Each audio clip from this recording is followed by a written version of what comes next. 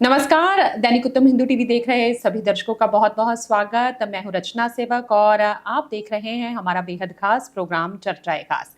और इस प्रोग्राम में हम अपने राज्य देश विदेश से जुड़े हुए कुछ अहम मुद्दों पर बातचीत करते हैं, विचार विमर्श करते हैं, चर्चा करते हैं। और चर्चा के लिए हमेशा की तरह हमारे साथ मौजूद हैं दैनिक उत्तम हिंदू टीवी के मुख्य संपादक किरवन खन्ना जी। तो सबसे पहले तो सर का बहुत बहुत स्वागत। और आज प्रोग्राम की शुरुआत मुफ्त बिजली वायदों के साथ। सर, हाल ही में केंद्रीय बिजली मंत्री आर.के. सिंह ने मुफ्त बिजली के लिए उधार लेने वाले पंजाब जैसे राज्यों को कर्ज में डूबने की चेतावनी दी है। उन्होंने कहा है कि ऐसे उधार लेकर योजनाएं चलाने से कर्ज के जाल में ये राज्य जो है फंसते जाएंगे। और उन्होंने कहा है कि ऐसे कर्ज लेकर योजनाएं चलाना ठीक नहीं है। तभी ये योजनाएं चलानी चाहिए जब राज्यों के पास पर्याप्त धन हो। और पंजाब पर पहले से ही 3.25 लाख करोड़ रुपए का कर्ज है, जो आने वाले वित्तीय चालू वर्ष में 3.5 लाख करोड़ रुपए तक पहुंच सकता है। तो ऐसी लोक लुभावन योजनाएं जिनसे कि आप कर्ज में फंसते चले जाते हो, आप पर कर्ज का बोझ बढ़ता है, ऐसे पंजाब की आर्थिक स्थिति के बारे में आप क्या कहेंगे? देखिए, ये जो आर.के. सिंह जी की बात है, अगर मैं व्यापारिक भाषा में उसको दूँ तो ये 100% की बात है कि जो चीज़ मुफ्त नहीं आती उसको मुफ्त देना, और अगर देना है तो वो पहले अपने पास अपनी जेब में वो पैसे हो तभी दो। अगर कर्ज लेके देना है तो वो गलत आ जाती है। अब समस्या ये है कि ये 1997-98 में अकाली भाजपा सरकार ने, जब प्रकाश सिंह बादल जी मुख्यमंत्री, उस समय किसानों के लिए मुफ्त बिजली की घोषणा हुई थी। बिल्कुल। और उस समय जो सब्सिडी देते थे सरकार कॉरपोरेशन को, वो 350 करोड़ थी, और आज की जो सब्सिडी है वो 22,000 करोड़ है। तो एक अंतर से, क्योंकि आज 300 यूनिट सारे पंजाबियों को मिलनी शुरू हो गई। वो किसानों से शुरू हो गए सारे, क्योंकि सत्ता के कारण वोटर को अपनी तरफ आकर्षित करने के लिए सुख सुविधा मिलनी शुरू हो गई। अब 2010 में जो आपने बात करी, वो एक लाख ऋण था पंजाब पर, जो 13-14 में आके और बढ़ा, और 23-24 में आके वो 3,25,000 करोड़ हो गया, और 24-25 में बोल रहे हैं 3,50,000 जो है आपने कहा वो हो जाएगा। अब समस्या यह है कि जो सुविधा देगी वापस होनी मुश्किल हो गई। पर लेकिन एक बात ध्यान रखें कि ये 2010 में वित्त, जो 13वां वित्त आयोग था, उसने कहा था कि पंजाब के साथ साथ केरल और पश्चिम बंगाल, ये दो प्रदेश और हैं जो कर्जे के जाल में। उन्होंने इन तीनों को चेतावनी दी कि आप कर्जे के जो माया जाल से बाहर निकलें, अपने आप में सुधारें, लेकिन व्यवहारिक कुछ नहीं हुआ। और अब स्थिति ये हो गई है कि अगर कर्जा इसी तरह बढ़ता गया और सब्सिडी देनी पड़ी, मुफ्त के जो चीज़ें देनी है, तो पंजाब की, विशेष रूप से मैं अपने प्रदेश पे आ जाता हूँ, कि पंजाब की अर्थव्यवस्था बिगड़ेगी।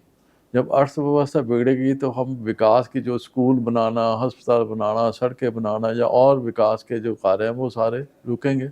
जब वो रुक जाएंगे तो फिर केवल अगर आप कृषि की साइड पर रह जाएंगे तो उद्योग और व्यापार दोनों इफेक्ट हो जाएंगे। तो रेवेन्यू कहाँ से आएगा? पंजाब में आज एक सबसे ज़्यादा रेवेन्यू जो आ रहा है वो शराब से आ रहा है। तो ये भी कोई अच्छा संकेत नहीं है। सरकार शराब के रेवेन्यू पे डिपेंडेंट हो जाए, उद्योग और व्यापार और जीएसटी या सीएसटी ये सारे आपके कमज़ोर पड़ते जाएं, तो आप सिर्फ शराब के तरफ जाएं, तो ये पंजाबियों के लिए एक अशुभ संकेत ये मैं समझता हूँ। और पंजाबी आज भी अगर किसान आंदोलन में कहते हैं तो पंजाबी ये कहते हैं कि देश की झोली भरने वाले हैं। अगर इसी तरह मुफ्त की योजनाएं चली और पंजाबी मुफ्त की योजनाओं के आधार पर अपने मतदान करने शुरू करते हैं, या उनको ये लगे कि ये हमारे हित में है, तो मैं ये कहने पे ये कटु शब्द है बेशक, पर मैं कहूँगा जो पंजाबी अपने आप को देश की आन की झोली भरने के लिए, वो अपनी झोली फैलाने में मजबूर हो जाएंगे अगले 5-10 साल में, अगर वो व्यवहारिक होकर वित्तीय मैनेजमेंट अगर ठीक नहीं होता, फाइनेंशियल से अपने ठीक नहीं करते, तो इनको मांगने वाली स्थिति में आज भी ये सुप्रीम कोर्ट का दरवाज़ा खटका रहे हैं। आगे फिर केंद्र के साथ ये जो टकराव वित्तीय प्रबंध को लेकर होगा ना, तो वो पंजाब के लिए बहुत घातक होगा। इस पे चिंता की भी ज़रूरत है, चिंतन की भी ज़रूरत है। ये सारे पंजाबियों के लिए एक विषय है जिस पे गंभीर रूप से सबको सोचना होगा कि हमारे पंजाब के आने वाली पीढ़ी का और पंजाब के भविष्य की क्या स्थिति बनेगी। वो आज के निर्णय हमारे कल का फैसला करेंगे। तो ये गंभीर मुद्दा है, इसको बड़ा गंभीरता से लेने की आवश्यकता है, सरकार को भी, समाज को भी, दोनों को। बिल्कुल सही। आगे बढ़ेंगे और बात करेंगे बिहार के पूर्व डिप्टी सीएम तेजस्वी यादव की। सर, बिहार के पूर्व डिप्टी सीएम तेजस्वी यादव का एक वीडियो वायरल हो रहा है जिसमें वो लंच के समय खाने में मछली खाते हुए दिख रहे हैं। अब इस बात पर सियासत गर्मा गई है और खुद प्रधानमंत्री मोदी ने जम्मू में हुई रैली में इस बात का जिक्र किया है। उन्होंने कहा है कि नवरात्रों के दिनों में नॉनवेज खाने की वीडियो दिखाकर लोगों की भावनाओं को ठेस पहुंचाकर किसे खुश करने का खेल खेला जा रहा है। तो आप इस सारे घटनाक्रम के बारे में जो क्या कहेंगे? प्रधानमंत्री नरेंद्र मोदी ने जो बात कही है वो सही है, बिल्कुल सही है। देखो, खाना किसी ने क्या खाना है, क्या पहनना है, इसमें किसी को किंतु नहीं, लेकिन जिस समय पे ये वीडियो रिलीज एक दिन पहले बनाएगी, पूर्व संध्या पे बनाएगी, और पहले नवरात्रि जब सनातन विशेष धर्मी जो है वो सारे माँ की पूजा के लिए तैयार और सात्विकपन में और भाव में भी होते हैं और पूजा की तैयारी में होते हैं उस दिन। उस समय जब ये वीडियो आना था, उसका पर्पज यही था कि जो हिंदुत्व है या हिंदू धर्म में जो विश्वास रखते हैं उनकी भावनाओं को ठेस पहुंचाना। और ये पहली घटना नहीं है। जो इंडी ग्रुप के जो हैं कांग्रेस के मान लो राहुल गांधी स्वयं उन्होंने शक्ति माँ की बात करी, उनको समझ ले कि ये क्या है, उन्होंने भाव अपने, और इससे पहले स्टालिन, वो भी इन्हीं के ग्रुप है। अब समस्या यह है कि ये लोग अभी भी उस राजनीति में है कि तुष्टीकरण की राजनीति में अल्पमत समुदाय को या अपनी तरफ आकर्षित करने के लिए हिंदू भावनाओं को ठेस पहुंचाओ।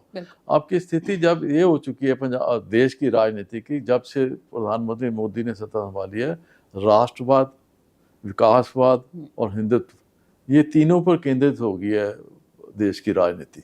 इन तीन बातों पे जो विपक्षी दल है वो समझ नहीं पा रहे, और इसी कारण ये जो परिवर्तन आ रहा है, जो धीरे धीरे पिछले 10 साल में आ रहा है, और इस चुनाव में भी जो परिणाम है वो इसी धार पे आएंगे, हिंदुत्व पे, राष्ट्रवाद पे और विकासवाद पे, ये तीनों बातों पे आएंगे।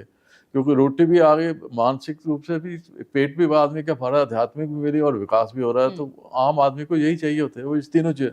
और इस परिवर्तन को विपक्षी दल नहीं समझ पा रहे। वो अभी भी ये सोच रहे कि हिंदू एक बहुमत समुदाय है, लेकिन उसके साथ राष्ट्रवाद एक अलग चीज है। आप भावना को भी, एक बहुमत समाज की भावना भी कर रहे हो, राष्ट्रवाद को भी अनदेखी कर रहे हो, और हिंदू धर्म का विरोध भी कर रहे हो। तो जब 80% जो देश का समुदाय है उसकी भावनाओं को आप ठेस पहुंचाएंगे, तो कैसे आप सोचते हो कि आप सत्ता में आ जाए? आपको समय के साथ जो बदलती परिस्थितियां हैं, जो विचार बदल रहा है, उसको समझना होगा, उसके अनुसार अपनी नीति बनानी होगी। अब उस नीति को जितनी जल्दी बना लेंगे या बदलाव अपने नीति में करेंगे विपक्षी दल, तो उनके लिए बेहतर, नहीं तो फिर इसी तरह ही जैसे 10 साल और 15 साल निकल गए, 5 साल और निकल जाएंगे। तो ये तो इनको सोचना, जिन्होंने सत्ता की लड़ाई लड़नी है, कि ये जो परिवर्तन है, अगर परिवर्तन आप राष्ट्रवाद को ही नहीं समझते, अपने विरासत को नहीं समझते, अपनी संस्कृति को नहीं समझते, जब बहुमत समुदाय की भावना को नहीं समझते, तो फिर सत्ता में आना तो दूर की बात रही इनके लिए। यही इनके लिए कह सकता हूँ, और तो कुछ नहीं कहा जा सकता। बिल्कुल, बिल्कुल। आगे बात करेंगे हरियाणा के महेंद्रगढ़ में हुए दर्दनाक हादसे की। सर, हरियाणा के महेंद्रगढ़ में दर्दनाक हादसा हुआ जिसमें एक निजी स्कूल की बस पलटने से 6 बच्चों की मौत हो गई, और जो बस दुर्घटनाग्रस्त हुई है उसका फिटनेस सर्टिफिकेट भी एक्सपायर हो चुका था, और ऐसा बताया जा रहा है कि उसके ड्राइवर ने नशा किया हुआ था, वो नशा कर बस चला रहा था। तो इस दर्दनाक हादसे के जिम्मेदार कारणों के बारे में आप क्या कहेंगे, क्योंकि इस लापरवाही के चलते मासूमों की जान चली गई है, और सरकार और प्रशासन को किस तरह के कदम उठाने चाहिए कि ऐसे जो हादसे हैं वो घटित ना हो? देखिए, महाभारत में एक प्रसंग आता है, भीष्म पितामह के पास युधिष्ठिर जी, भगवान कृष्ण और युधिष्ठिर जाते हैं अंतिम समय में उनके, तो प्रश्न पूछते हैं कि इस संसार में सबसे बड़ा दुख कौन सा है? तो भीष्म पितामह कहते हैं कि बच्चे की अर्थी को कंधा देना माँ बाप के लिए सबसे बड़ा दुख है। और ये जो 6 बच्चे जिनके हैं, उनमें से एक परिवार तो है उनके दोनों बेटे चले गए। ये महेंद्रगढ़ के कनीना गांव में ये हादसा हुआ है। जैसे आपने कहा, ड्राइवर नशे में, ये घर से बच्चों को ले जा रहा था, तो बीच में कुछ परिवारों ने देखा कि ड्राइवर नशे में, उन्होंने उससे चाबी ले ली। चाबी लेके प्रिंसिपल को फ़ोन किया, मैडम जो प्रिंसिपल मैडम थे, तो उसका जवाब ये था कि आप इसे चाबी दे दें, कल से ड्राइवर बदल देंगे, आपकी समस्या हल। ये इतनी लापरवाही, अपराधिक लापरवाही। जब उन्होंने बताया कि नशे में है, फिर भी प्रिंसिपल कह रही है कि अच्छा, एक तो ईद वाली छुट्टी थी, छुट्टी वाले दिन खोला हुआ था। तो जब माँ बाप ने ये पॉइंट आउट कर दिया कि ये नशे में है, प्रिंसिपल को इन्फॉर्म कर दिया, उसके बाद वो ये कह रही है कि नहीं, इसको चाबी दे दो, बच्चे लेट हो रहे हैं, देरी हो रही है, आप भेज दो। वो स्कूल पहुंचे ही नहीं, रास्ते में चले गए। अब इस आपराधिक लापरवाही के लिए पहले तो प्रिंसिपल आ गई, जिसके इन्फॉर्मेशन में आ गई बात, उसने फिर भी नहीं उसके जिम्मेवारी से लिया। प्रबंधक कमेटी आ गई, फिर ट्रांसपोर्ट डिपार्टमेंट आया, जिसने सर्टिफिकेट, बस सर्टिफिकेट लेना होता है, हर साल देना होता है, उन्होंने पिछले 5 साल का नहीं लिया, किसी ने बॉदर नहीं किया। और उसके बाद शिक्षा विभाग, जिसने ये नहीं देखा कि ईद की गजटेड छुट्टी है और उस दिन स्कूल खोला तो वो शिक्षा अधिकारी ने क्या चेक किया। फिर स्थानीय प्रशासन भी है कि जब सारा कुछ है इंतज़ाम, स्कूल छुट्टी है तो स्कूल की बस है।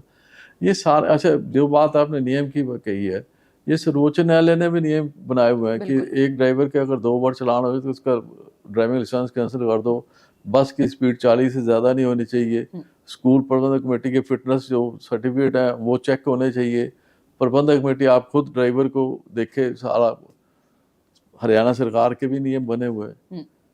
समस्या यह है कोई नियम तो उच्च न्यायालय, सर्वोच्च न्यायालय ने भी बना दिया है, सरकार ने बना दिया, इम्प्लीमेंटेशन पार्ट पे कुछ नहीं हुआ, धरातल पे कुछ नहीं हुआ। तो उसका परिणाम ये है कि आज 28 के करीब बच्चे फट्टड़ हो गए, 6 के मर गए। और ये ऐसी घटना पंजाब में भी हुई है, हिमाचल में भी हुई है, दिल्ली में भी हुई है। क्योंकि निजी स्कूल, मैं समझता हूँ कि सारे तो नहीं, पर कुछ वर्ग ऐसे भी है जिसके सिर्फ धन कमाने की मशीन एक समझ ली स्कूल, हमारा ये यूनिट है, इसमें धन कमाना है। जो जब बच्चों की शिक्षा और उनकी सुरक्षा के प्रति जो जिम्मेवारी बनती है, उसमें ये लापरवाही बहुत ही, मैं समझता हूँ कि दुखदायी है। उन परिवारों के साथ संवेदना भी है जिनके बच्चे चले गए, पर उनके ये कमी पूरी नहीं की जा सकती। इसको ना तो बयान करना मुश्किल भी है, इसको सहना भी मुश्किल है। तो ये आगे कम से कम ऐसे हादसे ना हो। अब पंजाब सरकार ने आज ही मेहल ऑर्डर किया है कि सारे स्कूल की बसों को चेक करो, उनकी फिटनेस, ये सारे। पर ये हादसे होने के बाद सिर्फ टेम्परेरी 1 महीने के नहीं है, ये एक हिमाचल दिल्ली जितनी भी सरकारें देश की, में अन्य प्रदेशों में भी इनको एक बड़ी गंभीरता से, जैसे स्कूल सेशन शुरू होते हैं उससे पहले ये सारे सर्टिफिकेट चेक करने चाहिए, शिक्षा ट्रांसपोर्ट और शिक्षा, इनकी स्कूल के बच्चे, इनका बिल्डिंग, तो सारी सुविधा क्या स्थिति है। अगर इस तरह रहे तो ये एक, मैं समझता हूँ बहुत ही दुखदायी बात है। और इनको कानून को अपना होना, मतलब लेगा ही लेगा। कुछ उनकी प्रिंसिपल होते भी अरेस्ट हो गई हैं और उन्होंने सेक्रेटरी को, मेरे ख्याल वहाँ के लोकल जो है जो DA ऑफिसर, उसको भी सस्पेंड किया। पर ये मैं कहता हूँ कि जो जिनके बच्चे चले गए उनको क्या मिला, कुछ नहीं मिला। तो कम से कम ये भविष्य में ऐसा ही दुख किसी को ना बर्दाश्त करना पड़े, देखना पड़े, उसके लिए आज से सबको, सरकार को भी, समाज को, क्योंकि जो पीरियड बॉडी है उनको भी स्कूल पे, और जो अगर उनको नहीं सुनते तो उनको शिकायत करनी चाहिए DA को। ये ना सोचे कि बच्चों को भविष्य करने, बच्चों को भविष्य सुरक्षा नहीं है तो बच्चों को भविष्य क्या करेंगे। तो ये समाज को भी, पेरेंट्स को भी और सरकार दोनों को मिलके इस चीज का हल सतर्क रहना चाहिए। ये जागते रहो वाली स्थिति है, छोड़ी नहीं जाए। लापरवाही दिखाई तो वो दुर्घटना वाली बात है, वो आगे बढ़ेंगे और बात करेंगे चुनावों के दौरान दल बदलने की। सर, चुनावों के दौरान दल बदलने का खेल अक्सर देखा जाता है, दल बदलने शुरू कर दिए जाते हैं। और अभी हाल ही में 2-3 दिन पहले ही कांग्रेस के पूर्व IT सेल के चीफ जो हैं रोहन गुप्ता, उन्होंने भाजपा ज्वाइन कर ली है। और साथ ही साथ पंजाब के पूर्व कैबिनेट मंत्री सिकंदर सिंह मलूका, जो कि शियद नेता भी हैं, उनके बेटा और बहू ने भी भाजपा ज्वाइन कर ली है। अब उनकी बहू जो परमपाल कौर हैं, वो IAS अधिकारी भी रही हैं। और हम आगे भी अपने प्रोग्राम में बहुत सारे लोगों के दल बदलने की चर्चा करते रहते हैं। तो ऐसे जब दल बदले जाते हैं नेताओं की तरफ से, तो लोगों का राजनीति की नैतिकता पर सवाल उठाना लाजमी सा हो जाता है, लोग भी परेशान रहते हैं। तो इन सब बातों के बारे में आप क्या कहेंगे? देखिए, राजनीतिक नैतिकता तो मैं समझता हूँ कि अब ना के बराबर हो गई है। इसमें तो ऐसे पार्टी बदले जैसे कपड़े बदलते हैं, सुबह इधर शाम को उधर चले गए। ये एक बड़ी रही, जैसे मलूका की बहू परमपाल का जो IAS अधिकारी पूर्व रिटायर हुआ है, या उन्होंने, तो वो दल बदल नहीं है, उन्होंने तो पहली दफ़े राजनीति में है। रोहित गुप्ता की जो है वो ज़रूर है दल बदल के, इससे पहले भी पंजाब में भी हुआ है, हिमाचल में भी हुआ है, और भी कई जगह होते हैं। तो मैं ये समझता हूँ कि इसमें जो सबसे ज़्यादा दल बदल हो रहा है वो कांग्रेस में हो रहा है। कांग्रेस का इसका जो कारण है, एक तो नेतृत्व की कमज़ोरी मैं समझता हूँ उसमें, क्योंकि वहाँ पे जो अनुपम, जो महाराष्ट्र के लीडर थे, उन्होंने का बयान आया था कि इनके 5 धड़े हैं नेतृत्व के, सोनिया जी, प्रियंका जी और राहुल और खड़गे और वेणुगोपाल जी। ये पता नहीं चलता जो लीडर पे किस धड़े के साथ जाए और क्या निर्णय, ये एक अनिश्चितता की बात बनी। दूसरी बात ये है कि कांग्रेस की अपनी थी। देखो, जवाहरलाल नेहरू और इंदिरा गांधी और राजीव गांधी के समय एक नीति थी कांग्रेस की, धर्मनिरपेक्षता के नाम पे जो भी करते थे, वो एक क्लैरिटी थी, इस तरफ कांग्रेस जा रही है। अब की स्थिति ये हो गई है कि एक तो नेतृत्व के 5 जगह बंट गया, बिल्कुल। दूसरी ये हो गया है कि एक तरफ उन्होंने महाराष्ट्र में शिवसेना से गठबंधन किया, दूसरी तरफ इंडियन मुस्लिम लीग से गठबंधन। अब धर्मनिरपेक्षता कहाँ रखी? ये दोनों पार्टियां अपनी अपनी जगह, एक हिंदुत्व की करती है, एक मुस्लिम की बात करती है, तो ये धर्मनिरपेक्षता वाली कहाँ? तो इस तरह कंफ्यूजन है और खुद नहीं उनको पता चलता कि हमने अब जाना किस तरफ है। इसी कारण जो ना तो वो हिंदुत्व की तरफ जा रहे हैं, वो वही पुरानी नीति पे कि अपीसमेंट की।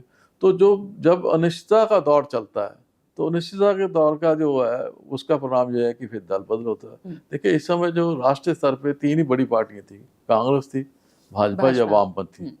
अच्छा, भाजपा और वामपंथी की आज भी अपना थॉट क्लियर है, वामपंथी को भी थॉट दिया। कांग्रेस में इफेक्ट आ रहा है, कांग्रेस कभी धर्मनिरपेक्षता की बात करती है, कभी वामपंथी। अब जो बाहर आ रहे हैं वो सनातनी भावना वाले लोग ज्यादा आ रहे हैं, क्योंकि उनको लगता है वामपंथी हमारे वहाँ पे या अल्पसंख्यक समुदाय के जो नेता है वो हमारी सुनते नहीं या हमारी भावना को, तो उनको फिर भाजपा ही एक अल्टरनेटिव मिलता है। और दूसरी मैं समझता हूँ कि राजनीतिक सुविधा भी है, राजनीतिक सुविधा के हिसाब से भी आ जाते हैं, और बहाना कोई कारण कोई भी रहा है, पर राजनीतिक सुविधा भी प्राथमिकता है, उसको देखते हुए बदलते हैं। और ये एक हमारे जो लोकतांत्रिक व्यवस्था है उसमें दोनों एक कमजोरी है, क्योंकि छोड़ने वाले जो एक पार्टी और जिस पार्टी ने लिया और अगले दिन टिकट भी दे दिया उसकी भी कमजोरी है। तो ये नहीं है कि एक पार्टी को छोड़ दिया, दूसरे ने लिया, उसने अगले दिन टिकट दे दिया, तो ये भी कमजोरी है। तो ये भी एक चिंता का विषय है कि अगर लोकतंत्र इस तरह स्थिति बनता तो ये देश के लिए एक चिंतन का विषय और चिंता का विषय। बिल्कुल सर, लोग भी परेशान होते हैं, लोगों को भी हाँ बिल्कुल, मतदाता भी कहते हैं कैसे सुबह कुछ है शाम को किसी को बस कुछ होता, तो ये मतलब एक कमजोर स्थिति है हमारे लोकतंत्र की, इस पे चिंता करनी चाहिए। प्रोग्राम चर्चा खास में आगे चर्चा करेंगे चौटाला परिवार की।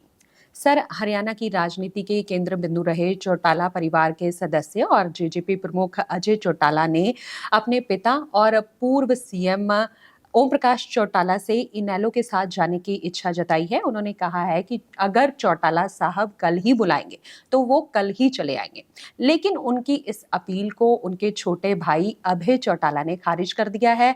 उनका कहना है कि ऐसा नहीं हो सकता है, पार्टी के दरवाजे उनके लिए हमेशा के लिए बंद हो गए हैं।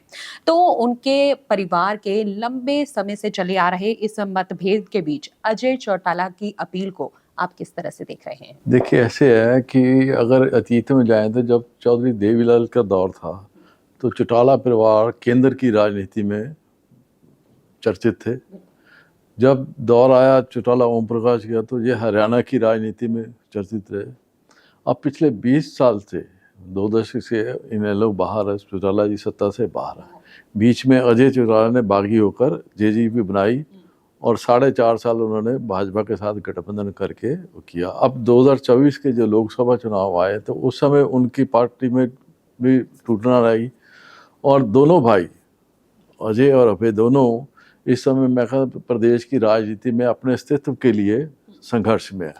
इस स्थिति को मैं समझता हूँ कि जो इनके शब्दबान इस समय भी अभय के, चौटाला जी के भी अजय के प्रति, उनके बेटे दुष्यंत के प्रति सख्त रहे, क्योंकि हालात ऐसे थे कि उनको लगा कि इन्होंने हमें मतलब चोट दी है दिल से। जिससे प्यार ज़्यादा होता तो नफरत भी उस समय, जैसे विश्वास होता है उसी के प्रति आदमी को दुख भी ज़्यादा होता है कि जिससे होगा। तो ये दो उनके एक मैं समझता हूँ कि सामयिक तत्काल जो प्रतिक्रिया होती है वो ही है। तो अब की स्थिति ये है कि जो अजय ने जो कही अपील की बात करी, तो मैं समझता हूँ कि ये एक उसकी एक परिपक्वता है। हालात को देखते हुए उनको एहसास हुआ कि मेरे से अगर गलती हुई है तो अब सुधारने का मौका मैं सुधार लूँ। तो मैं इसको इस तरह देता हूँ कि देखिए हमारे हिंदुओं में 2 धर्म ग्रंथ हैं, एक त्रेता के रामायण और दूसरी महाभारत। रामायण का महत्व यह है कि वहाँ पे सत्ता दूसरी स्थिति पे थी, परिवार और रिश्ते पहली प्राथमिकता थी। चारों भाइयों ने त्याग किया कि हमें सत्ता नहीं चाहिए, हमने अपने प्यार चाहिए रिश्ता। और महाभारत में दोनों भाइयों की लड़ाई सत्ता के लिए, रिश्ते पीछे हो गए, वो 5 गांव देने के भी तैयार नहीं थे, तो इसलिए महाभारत हो गया। तो ये एक और स्थिति ये है कि आज रामायण या रामचरितमानस हर परिवार में है, महाभारत नहीं मिलेगी आपको। तो ये दोनों भाई है जो है, इनको एक तो ये स्थिति समझनी चाहिए कि आपने रामायण वाला स्थिति लेनी है या महाभारत वाली स्थिति लेनी है।